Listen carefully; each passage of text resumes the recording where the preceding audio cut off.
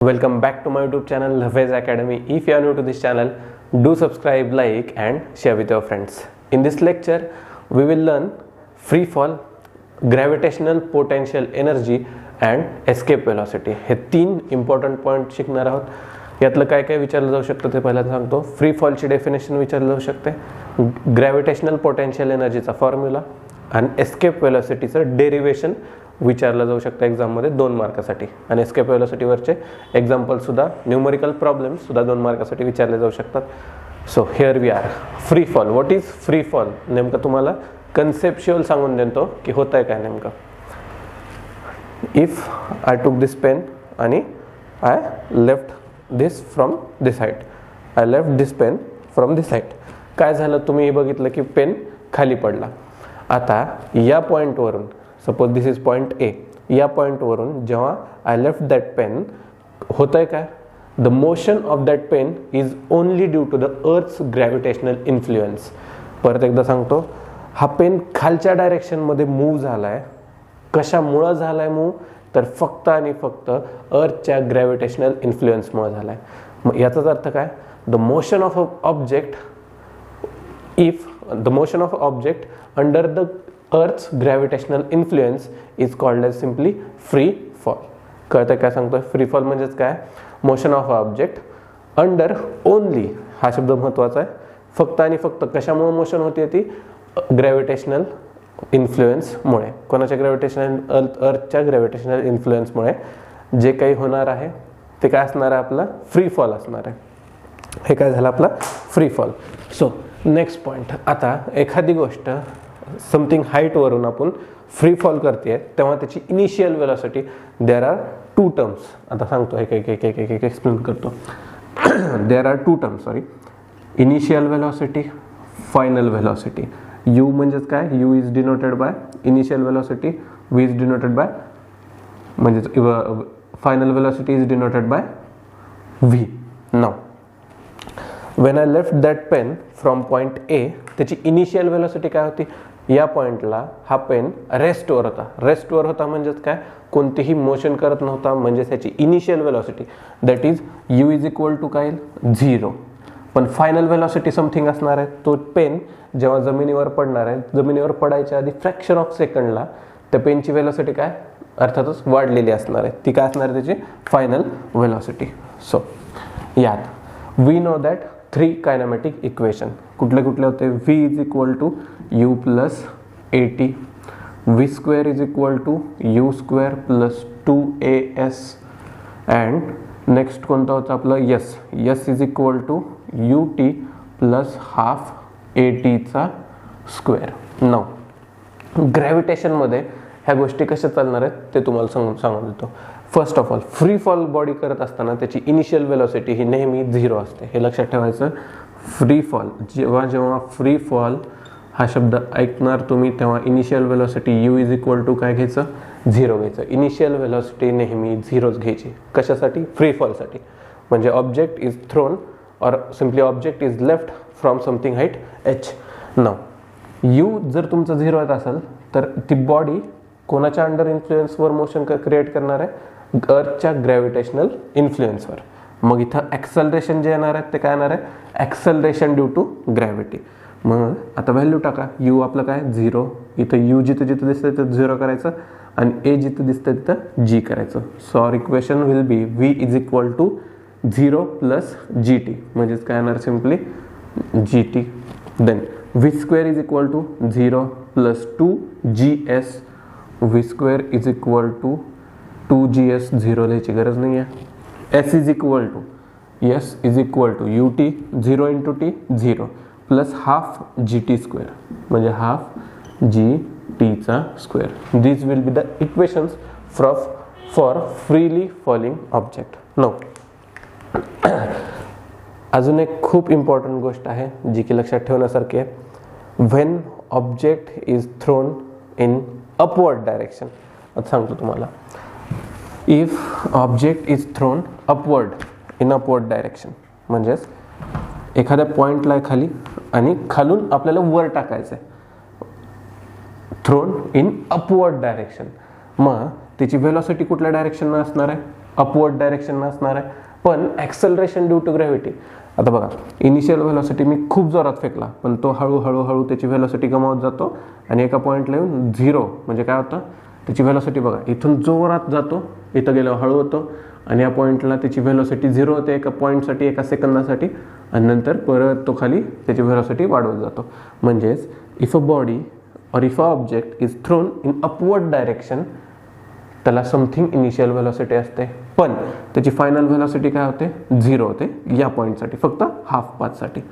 पण यामध्ये acceleration due to gravity जे लागणार आहे, काय सांगतोय, ॲक्सेलरेशन ड्यू टू ग्रॅव्हिटी जे लागणार आहे ते कुठल्या डायरेक्शनला असणार आहे, खालच्या डायरेक्शनला, म्हणजेच काय निगेटिव्ह डायरेक्शनला. म्हणजे हे फॉर्म्युला कसे कसे येणार आहेत, -g -2gs -half gt² येतं लक्षात. हे कधी, जेव्हा ऑब्जेक्ट इज थ्रोन अपवर्ड डायरेक्शनमध्ये असेल तर तुमचं ॲक्सेलरेशन ड्यू टू ग्रॅव्हिटी खालच्या डायरेक्शनला असतं, ऑपोजिट डायरेक्शनमध्ये असतं, दॅट्स वाय निगेटिव्ह डायरेक्शन. आता now that same object is freely falling from some height. आता या हाईटवरून खाली पडतं ते, या हाईटवरून जिथं जिथं फ्री फॉल आहे तिथं काय घ्यायचं, initial velocity 0.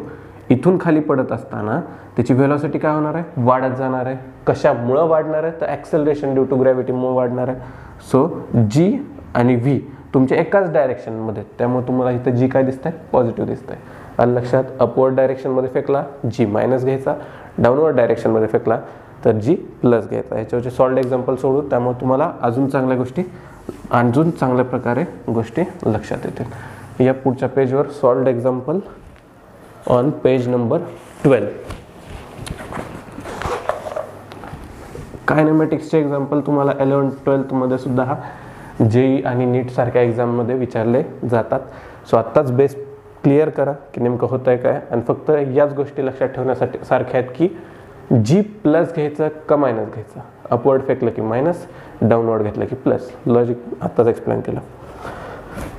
Solved example 1 on page number 12. An iron ball, इथं क्वेश्चन येऊन जाईल, an iron ball of mass 3 kg is released from a height of 125 meter and falls freely on the ground. Assuming that the value of g is 10 meter per second square, then calculate, first of all we have to calculate time taken by ball to reach the ground. Total time किती लागला ग्राउंडवर पोहोचायला. Then velocity of ball on reaching the ground, म्हणजे काय काढायचं तुम्हाला, final velocity. Then असं नाही आहे की बॉल खाली पडल्यानंतर त्याची व्हेलॉसिटी 0 होऊन जाईल.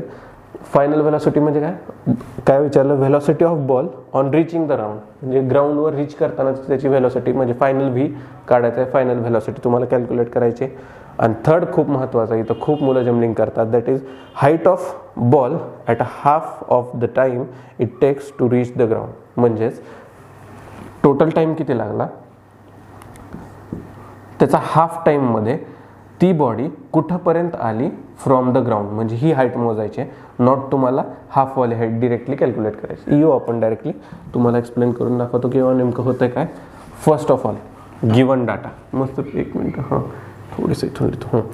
Given data, what is given, we have given that the mass of object, mass of ball आहे, बॉल म्हणजेच काय, बॉलचं मास आहे 3 kg चा बॉल आहे आपल्याकडं.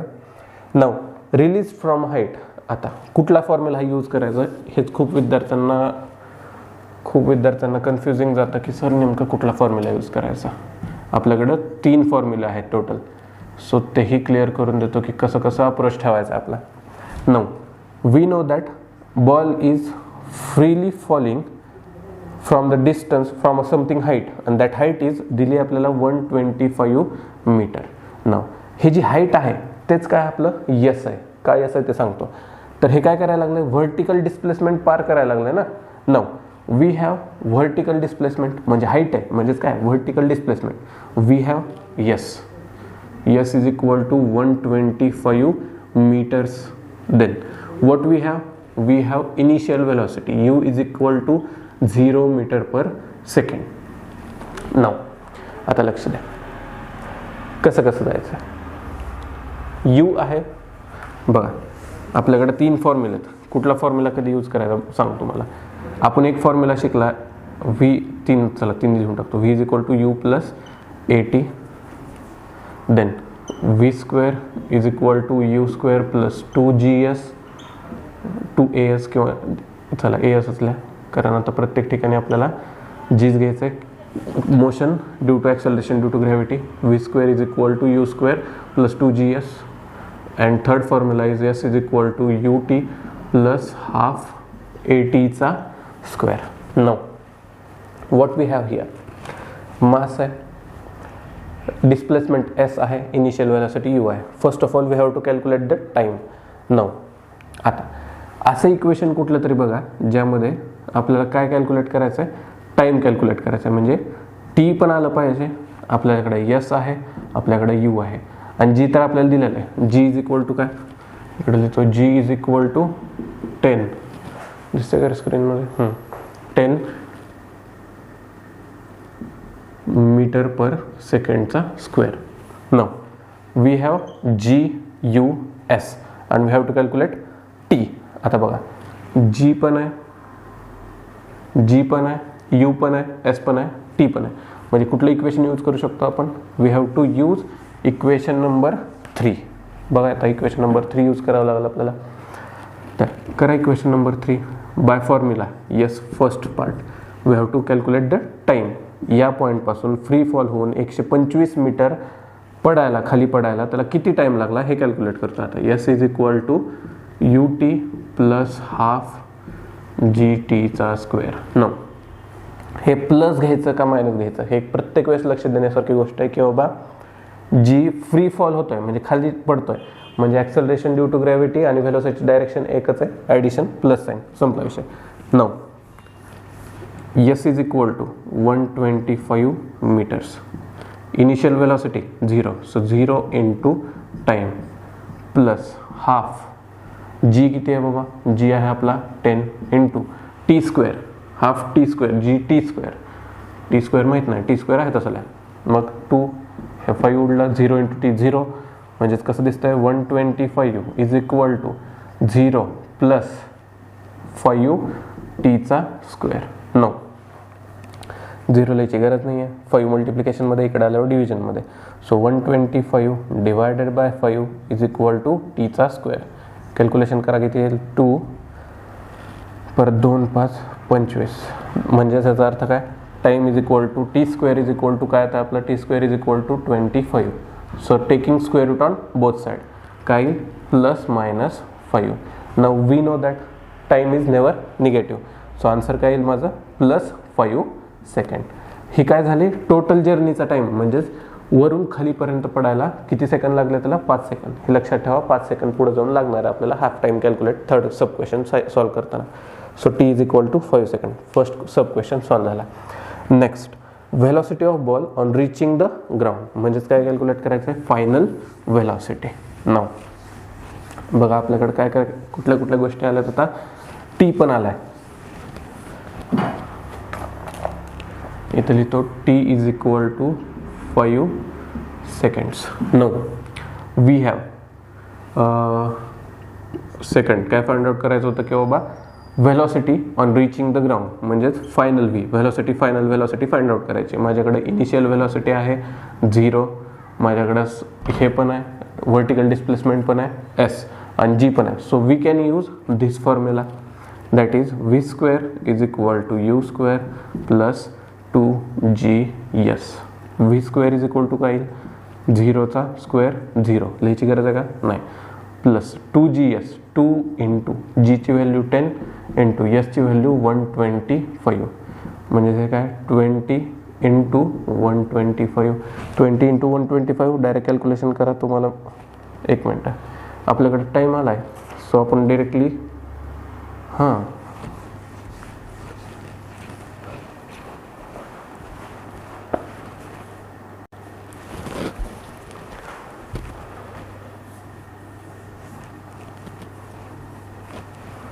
Now in second sub question we have to calculate the velocity of ball on reaching the ground. म्हणजे काय find out करायचं आहे, final velocity, that is v find out करायचं आहे. We know that initial velocity 0, time is equal to 5 second. So simply we have g u आहे, t आहे, v calculate करू शकतो. That is first formula use करायचा. By using v is equal to u plus g t. Plus g t का घेतलं तर ball खाली पडतोय. Now v is equal to u किती 0 plus g 10 into time 5 second.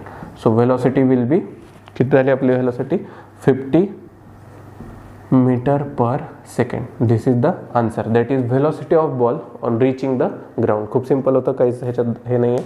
पण थर्ड सब क्वेश्चन खूप important आहे. दॅट इज हाफ टाइम झाल्यानंतर त्याची हाईट फ्रॉम द ग्राउंड किती असेल वाचून दाखवतो. The height of a ball at half the time it takes to reach the ground. याचा अर्थ काय, इथून इथपर्यंत टोटल 125 मीटर्स, टोटल 125 मीटर्स खाली पडायला एका हाईटवरनं त्याला लागणारा वेळ किती 5 सेकंड्स. ओके ठीक आहे.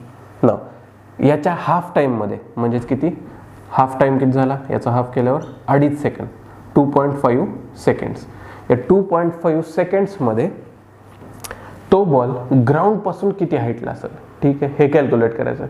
आता नीट लक्ष द्या. 9 2.5 सेकंदमध्ये करेक्ट मिडलला येईल का, हा माझा क्वेश्चन आहे. येणार नाही. काय ह्याचं रिझन सांगतो. या पॉईंटपासून सोडल्यावर त्याचं प्रत्येक सेकंदाला त्याची व्हेलॉसिटी किती वाढत चालली बघा. ॲक्सेलरेशन किती लागतं आहे 9.8 मीटर पर सेकंडचा स्क्वेअर. म्हणजे एका सेकंदाला इथं आल्यावर 9.8, दुसऱ्या सेकंदाला पुढं अजून 16 पॉईंट समथिंग. म्हणजे त्याची व्हेलॉसिटी वाढती आहे. ॲक्सेलेटर पिळतोय, व्हेलॉसिटी काय होती वाढते त्याची. म्हणजे 2.5 सेकंदानंतर हा करेक्ट मिडलला असणार आहे का, नाही. पहिल्यांदा आपल्याला मग काय करावं लागेल, 2.5 सेकंदासाठी t is equal to 2.5 second. 2.5 सेकंदामध्ये त्यानं किती डिस्प्लेसमेंट केली हे कॅल्क्युलेट करावं लागेल. नंतर टोटल हाईट दॅट इज 125 मधून सबस्ट्रॅक्ट केलं तर मला ही हाईट मिळेल. काय आलं, ही कॅल्क्युलेट करा, टोटलमधनं ही मायनस करा, आपल्याला ही मिळून जाईल. आलं लक्षात. हे आपल्याला कॅल्क्युलेट करायचं होतं.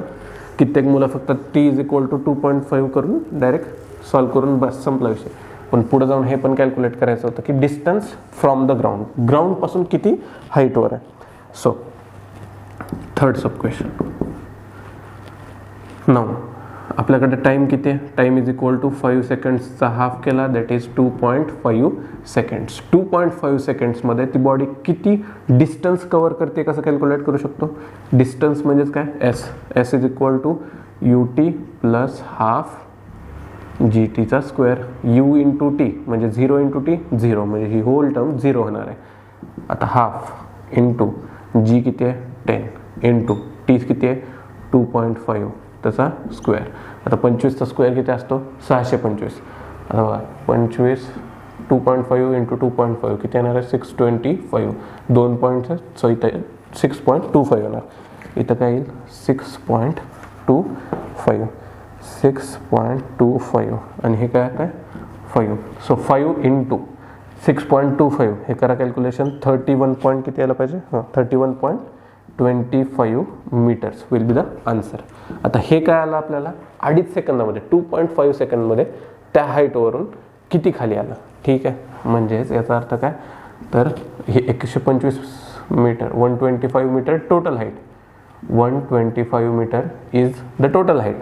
2.5 सेकंदामध्ये किती आलं 31.25 meters. Now we have to calculate this length, that is height from the ground. Height from the ground. आता काय करावं लागेल 125 minus, so therefore h is equal to height, हे तुम्ही लिहा height from the ground 125 minus 31.25 meters. किती यायला पाहिजे आन्सर्स मग 93.75 meters will be the last answer. लिहून घेऊ शकता. This is the explanation of first solved example. नंतर आपण एक्झरसाइज मधले पण अनसॉल्व्ड सॉल्व करणार आहे, पण थेअरी आणि लॉजिक समजून घ्या की नेमक्या गोष्टी कशा चालतात. सो बघूयात next solved example. Tennis ball is thrown up and reaches the height of 4.05 meter before coming down. बरं, what was the initial velocity and how much total time will it take to come down. आता एक नीट गोष्ट लक्षात ठेवा. काही शपथ कसं काय निघालंय. आता काय केलंय व्हर्टिकली अपवर्ड थ्रो केलाय. आता tennis ball is thrown vertically upward डायरेक्शनमध्ये, म्हणजे व्हर्टिकली अपवर्ड डायरेक्शनमध्ये थ्रो केला, याचा अर्थ काय, ॲक्सलरेशन ड्यू टू ग्रॅव्हिटी काय येणार आहे, -g. आता पुढे बघू, आणि it reaches the height of 4.05 meters. ठीक आहे, म्हणजेच गिवन काय दिलं आहे, हाईट दिली. हाईट म्हणजेच काय, vertical displacement, that is s is equal to किती दिलं आहे, 4.05 meters. This is your vertical displacement, that is height. Then before coming ground, what is its initial velocity. आता बॉल आपण खालून वर फेकला आहे, जर त्याला इनिशियल व्हेलॉसिटी दिली नाही तर हा पेन वर जाईल का, नाही जाणार. पण इनिशियल व्हेलॉसिटीने मी थ्रो केला तर वर गेला, याचा अर्थ काय, बॉलला समथिंग इनिशियल व्हेलॉसिटी लागली असणार आहे. बरं, ॲट हायस्ट पॉईंटला गेल्यावर त्याची व्हेलॉसिटी, फायनल व्हेलॉसिटी काय होणार आहे, एक लक्ष द्या, पाथ कसा आहे लक्षात ठेवा. दिस इज युअर पाथ, म्हणजे इथून थ्रो केला बॉल, असा गेला, असा पडला, हे अपवर्ड मोशन, डाऊनवर्ड मोशन. ठीक आहे, इथं गेल्यावर तो फ्रॅक्शन ऑफ सेकंडसाठी त्याची व्हेलॉसिटी काय होते, 0 होते. म्हणजे इनिशियल व्हेलॉसिटी समथिंग x असेल, या पॉईंटला फायनल व्हेलॉसिटी 0 असेल. पण हे कशासाठी, सिस्टीम ए साठी, म्हणजे अपवर्ड मोशनसाठी. हेच आता डाऊनवर्ड मोशनमध्ये कसं होणार आहे, या पॉईंटला गेल्यावर इथं जेव्हा व्हेलॉसिटी 0 होते त्याची, तिथून त्याला आता खाली प्रवास करायचा आहे, दॅट इज फ्री फॉल. म्हणजे डाऊनवर्ड डायरेक्शन मोशन पजेस करताना इनिशियल व्हेलॉसिटी काय असेल त्याची 0 आणि फायनल व्हेलॉसिटी समथिंग अशी असेल. म्हणजेच काय, पहिल्यांदा जेवढी होती कमी होते 0, परत वाढते हे असं. फर्स्ट ऑफ ऑल आपण अपवर्ड मोशनसाठी बघूयात किंवा नेमकं कॅल्क्युलेट कसं करायचं. जी काय येईल आपलं, -10 मीटर पर सेकंड. का, तर अपवर्ड थ्रो करतोय. So g is equal to -10 metre per सेकंडचा square. Now we have to calculate the कुठली व्हेलॉसिटी, इनिशियल व्हेलॉसिटी. व्ही किती आला होता, 0. आता सांगितलं होतं टॉप मोस्ट पॉईंटला हाईटला गेल्यावर त्याची व्हेलॉसिटी 0 होऊन जाईल. Now we know that we have v, yes, g, आणि वी हॅव टू कॅल्क्युलेट काय करायचं आपल्याला, इनिशियल व्हेलॉसिटी यू कॅल्क्युलेट करायचे. हे सगळ्या क्वांटिटीज कुठल्या इक्वेशनमध्ये येतात, सेकंडवाला, that is v² is equal to u² plus 2gs. हे आपलं ओरिजिनल इक्वेशन आहे. बट नाउ ओरिजिनल इक्वेशनमध्ये छेडछाड कुठं होणार आहे थोडीशी, फक्त जीची व्हॅल्यू निगेटिव्ह. का, तर upward motion. So v² is equal to, v² म्हणजेच काय, 0चा square is equal to u² plus 2 into जीची व्हॅल्यू काय, -10, अपवर्ड मोशनसाठी -10 इंटू व्हर्टिकल डिस्प्लेसमेंट एस किती आहे, 4.05 मीटर्स. नाउ करा calculation. 0 is equal to u², हे काय येईल, प्लस 2 इंटू 10 20, आणि ते पण कसं, मायनसवाला, -20 इंटू 4.05. ह्याचं कॅल्क्युलेशन करा, तुम्हाला आन्सर येईल -81. इथं काय येईल, -81. ओके, चलो -81. आता -81 इकडे आल्यावर +81. सो 81 इज इक्वल टू यूचा स्क्वेअर. नाउ यूचं taking square root on both side, u is equal to 9 metre per second. This will be the initial velocity. हे असणार आहे तुमची इनिशियल व्हेलॉसिटी. कधी, अपवर्ड थ्रो करताना, या पॉईंटपासून ग्राउंड लेवलपासून अपवर्ड मोशन थ्रो करताना इनिशियल व्हेलॉसिटी किती दिली, 9 मीटर पर सेकंड. बरोबर आहे. नाउ आता टोटल जर्नी आपल्याला फाइंड आउट करायची आहे, टोटल लागणारा time. So what will be the time, आता नीट लक्ष द्या. टाइम 2 वेळेस पकडावा लागेल. कसा ते सांगतो. 2 वेळेस प्रवास करते बॉडी अपवर्ड डायरेक्शनमध्ये, हायस्ट पॉईंटला रीच करताना आणि त्याच हायस्ट पॉईंटपासून खाली पडताना हा वाला टाइम. म्हणजे हा एक टाइम आणि हा एक टाइम. फर्स्ट ऑफ ऑल एक टाइम कॅल्क्युलेट करा, इंटू 2 करा, आन्सर मिळून जाईल. So second sub question, that is for time. Now take downward direction वाली मोशन. डाऊनवर्ड डायरेक्शन म्हणजेच काय, फ्री फॉल करते. अपवर्ड एकदम हाय पॉईंटला गेला तो बॉल, टेनिस बॉल जो काय आहे तो, आणि तिथून खाली पडतोय. म्हणजेच काय करतोय, फ्री फॉल करतोय. फ्री फॉल करतोय म्हणजेच initial velocity 0. So initial velocity 0, u is equal to 0. Now what will be the acceleration due to gravity. Free fall करतोय म्हणजेच acceleration due to gravity positive असणार. इथं काय घ्यावं लागेल मग आता, positive. So u is equal to 0. G is equal to 10 metre per सेकंडचा square, s is equal to vertical displacement किती आहे 4.05 मीटर, म्हणजे 4.05 मीटर ट्रॅव्हल करायला लागणारा वेळ.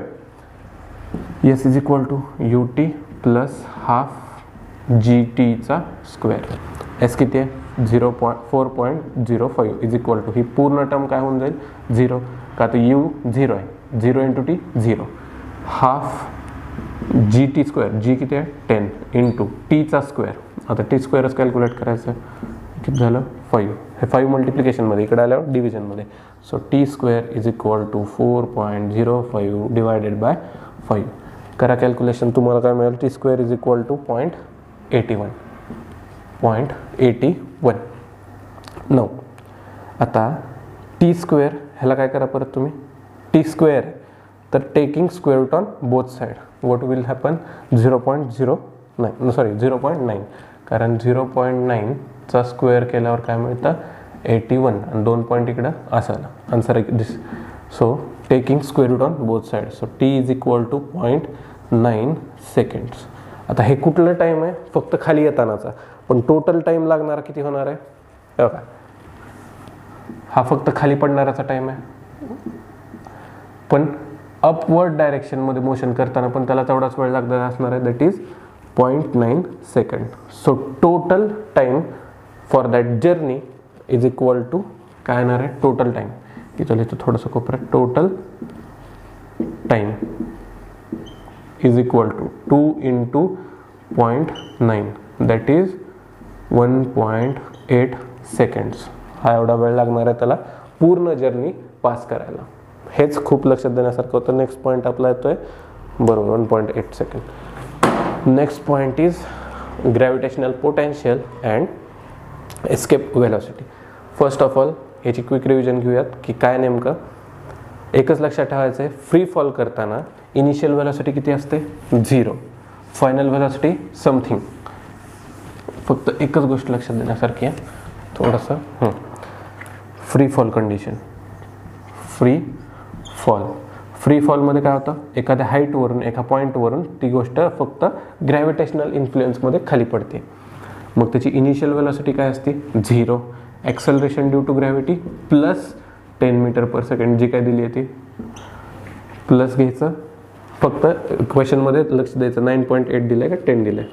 न हे झालं फ्री फॉलसाठी. आणि व्हर्टिकली अपवर्ड जेव्हा थ्रो करतो व्हर्टिकली अपवर्ड डायरेक्शनमध्ये, तेव्हा इनिशियल व्हेलॉसिटी समथिंग असते, फायनल व्हेलॉसिटी 0 होते आणि ॲक्सेलरेशन ड्यू टू ग्रॅव्हिटीची व्हॅल्यू निगेटिव्ह घ्यायची असते. ह्याच गोष्टी खूप इम्पॉर्टंट आहेत ज्या की लक्ष देण्यासारख्या आहेत. आता बघूयात gravitational potential energy and escape velocity. Next point is gravitational potential energy. Now there are 2 types of energies. एक तर असते kinetic energy and another is potential energy.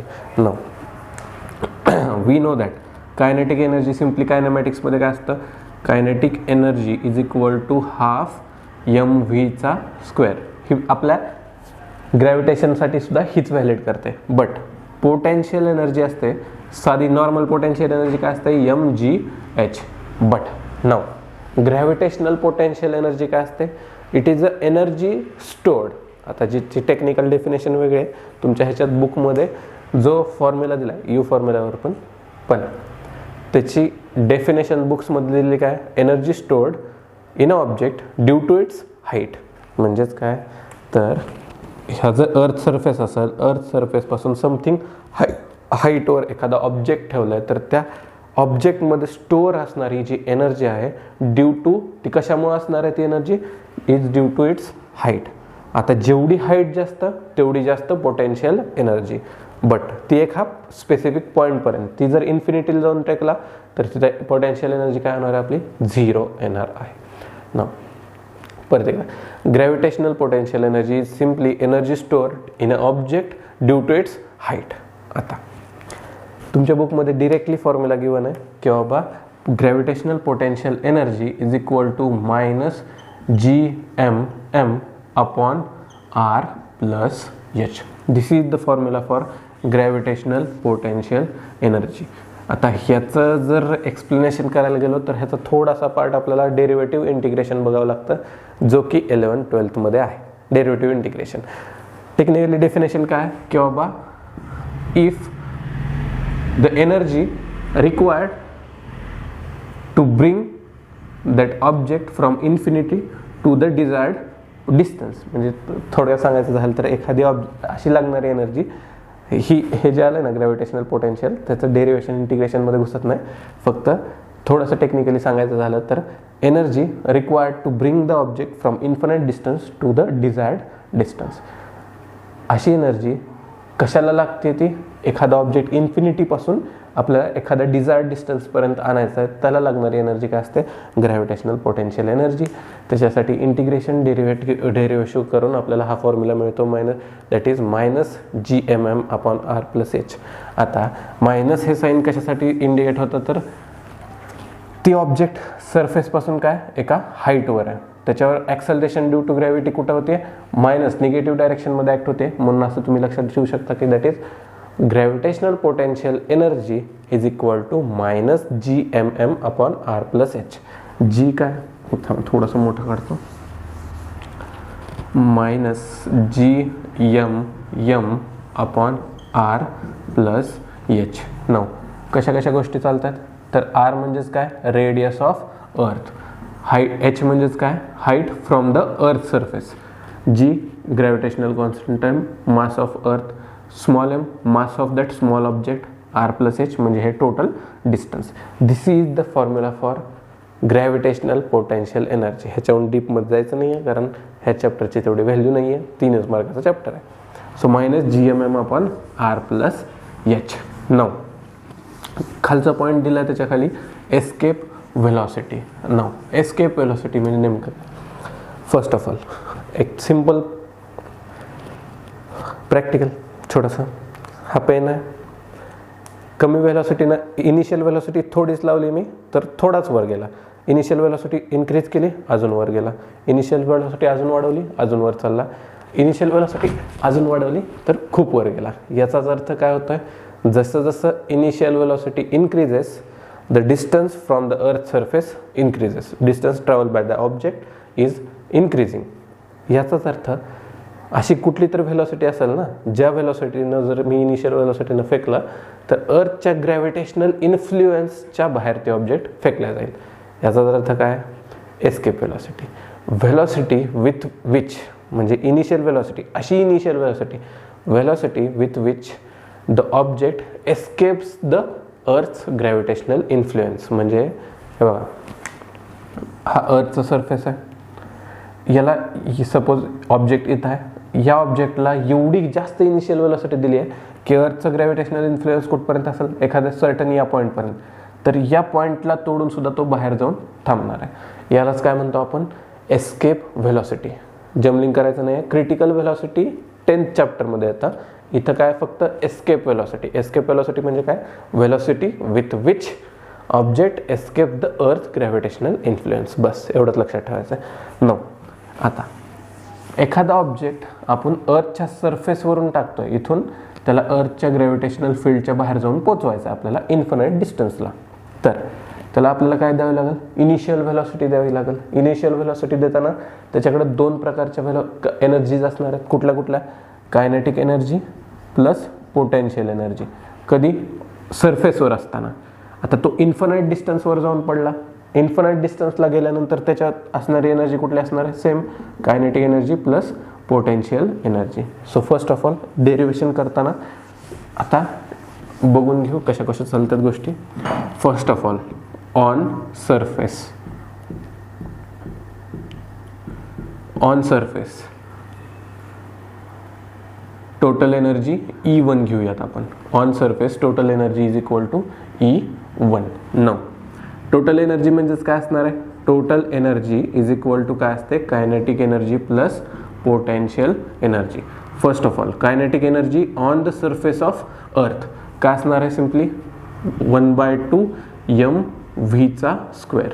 No, आता लक्ष देण्यासारखी गोष्ट कुठली आहे की बाबा हे जे व्ही आहे ते काय, व्हेलॉसिटी, आणि ती कुठली व्हेलॉसिटी, एस्केप व्हेलॉसिटी. का, तर सरफेसपासून त्याला प्रोपेल करून बाहेर जायचं आहे. म्हणजे ह्याला मी ESC लिहितो, व्ही ह्या छोट्याशा ह्याच्यात ESC.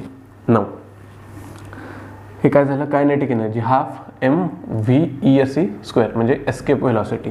Now potential energy at the ground म्हणजे on the earth surface. We know that the formula for potential energy minus GMM upon R plus H. But इथं काय, object is on the earth surface म्हणजे हाईटवर नाही आहे तर फक्त अर्थ सरफेसवर आहे, म्हणजे हाईट काय येणार 0. सो पोटेन्शियल एनर्जी सिम्पली फक्त minus GMM upon R. Now what is total energy on the ground. Total energy is equal to काय, kinetic energy plus potential energy. Now what is kinetic energy 1/2 mv एस्केपचा square plus फॉर्म्युलाचा plus plus minus GMM upon R. This is your escape total energy on the earth surface. ठीक आहे, no problem. आता हे plus minus minus म्हणजे total energy on the earth surface किती आलं आहे, हाफ mv स्क्वेअर. व्ही कुठला आहे, escape velocity minus GMM upon R. ही झाली energy on the earth surface. No तीच ऑब्जेक्ट बाहेर जाऊन आता इन्फिनाइट डिस्टन्सला जाऊन थांबलेले.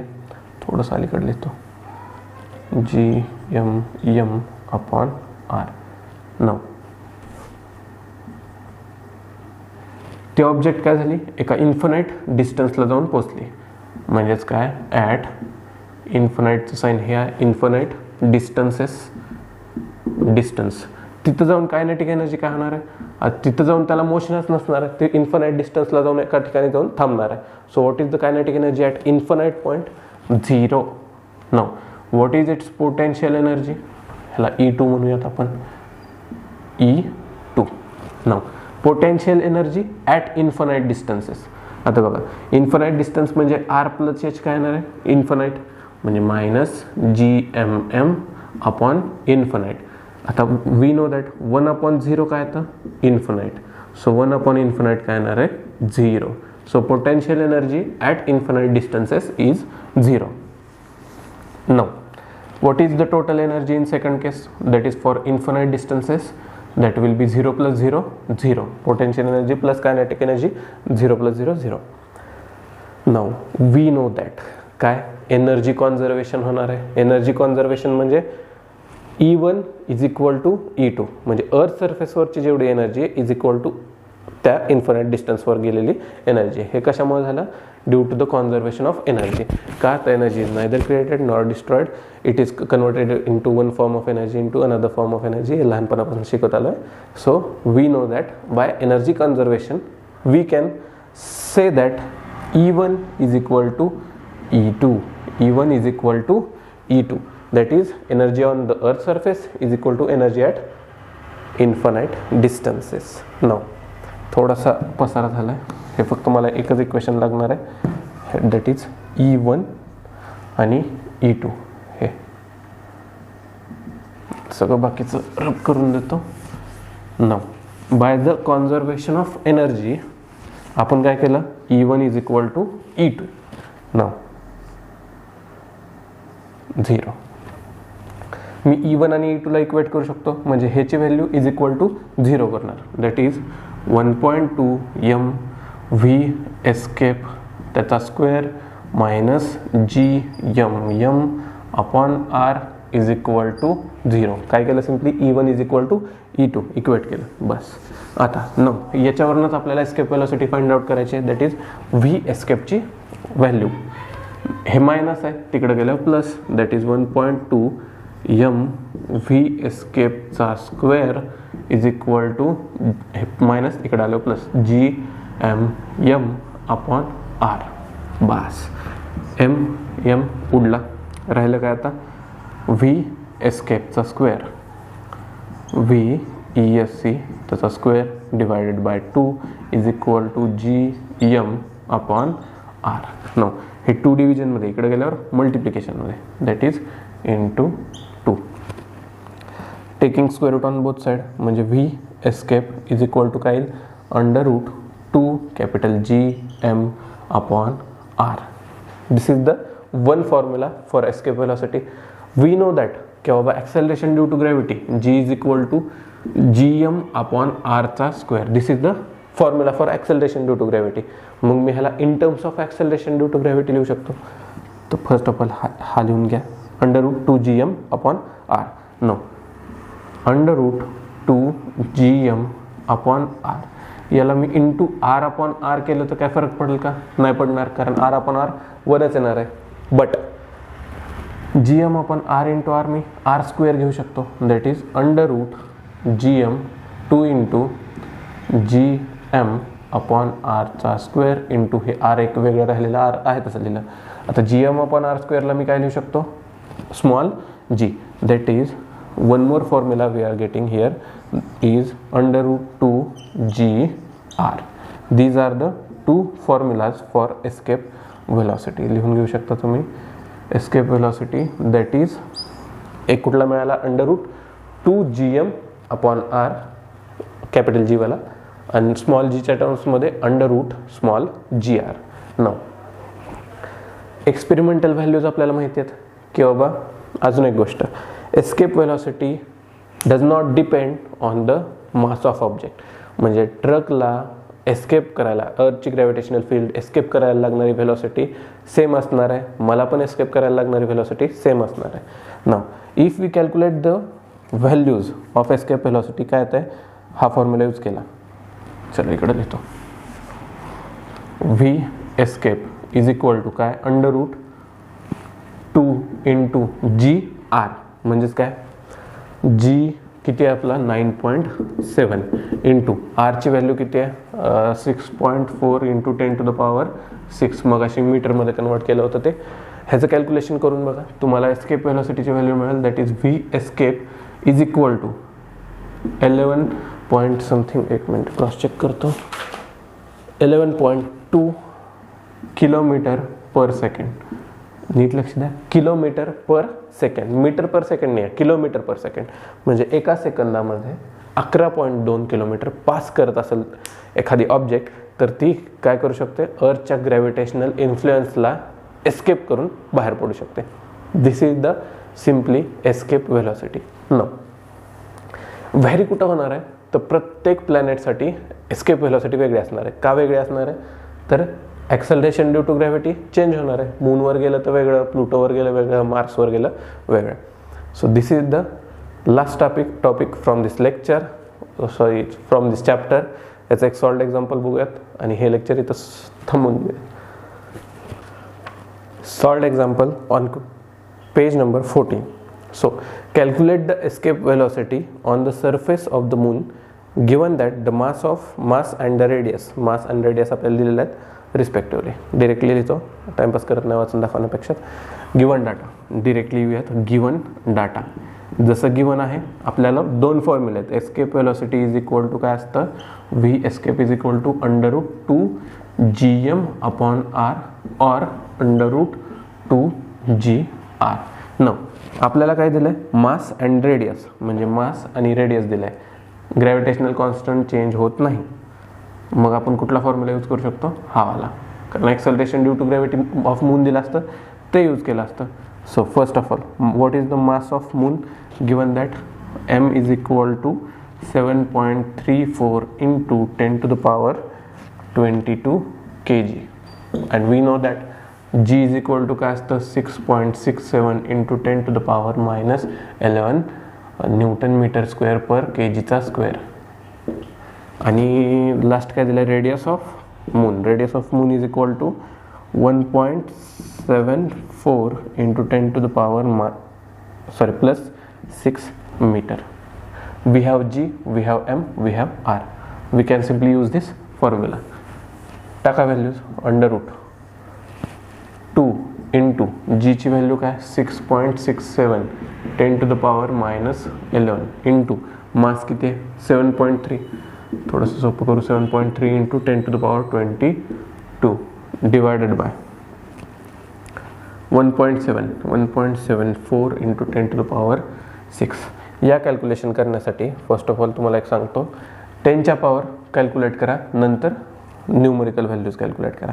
म्हणजे 2 इंटू 6.67 आहे तसं ठेवा, divided by into 7.3 divided by 1.74. Now 10ची पॉवरचे कॅल्क्युलेशन करू. 10 to the power 11 इंटू 10 to the power 22. आता ही 10ची पॉवर मल्टिप्लिकेशनमध्ये A raise to M into A raise to N. काय असतं? A raise to M plus N. Base same आहे, इंडायसेसची काय करतो आपण? ॲडिशन. म्हणजे -11 + 22 काय येणार आहे? +11. म्हणजे इथं काय राहिलं? 10⁻² + 11. नो 10⁻6 डिनॉमिनेटरमध्ये वर आणल्यावर 10⁻⁻6 म्हणजे इंटू 10⁻⁻6. आता 11 - 6 किती होतं? 11 - 6 5. हे काय येणार आहे? 10⁻5. नो ह्यांचं कॅल्क्युलेशन करा. हे ॲडजस्टमेंट करताना ऑड नको आहे, इवन पाहिजे. 10⁻6 असेल तर त्याचा स्क्वेअर रूट करताना 10चा 3 येणार आहे, 10चा क्यूब येणार आहे. असं का झालं? तर स्क्वेअर रूट याचा अर्थ काय असतो? सपोज √2 दिलं आहे, याचा अर्थ काय असतो? 2⁻1/2. म्हणजे ह्याचं जर रूट करत असेल मी तर 6 × 1/2 असं करू शकतो. म्हणजेच काय येणार आहे? 10 क्यूब. ह्याचं तुम्ही कॅल्क्युलेशन करून घ्या. व्हॅल्यू एक काय येणार आहे? 2.37 km/s. ही तुमची व्हॅल्यू मिळणार आहे. That is escape velocity for moon. V escape is equal to. असल्या कॅल्क्युलेशनची शक्यता कमी आहे किंवा बाबा एक्झाममध्ये येईल. हे कॅल्क्युलेशन खूप हार्ड जातात, मुलांना कॅल्क्युलेशन येत नाही, त्यामुळे ह्याची शक्यता कमी आहे. तरी प्रॅक्टिस म्हणून करून द्या. डाऊट असेल इथं नंबर आहे, कॅल्क्युलेशन तुम्हाला सांगू शकतो. कॅल्क्युलेशनला खूप वेळ आहे. So this is it for the gravitation chapter. Next लेक्चरमध्ये बघूयात आपण unsolved numerical problems from this chapter. तोपर्यंत चॅनल सबस्क्राईब करा, लाईक करा आणि तुमच्या मित्रांसोबत नक्की शेअर करा. थँक्यू.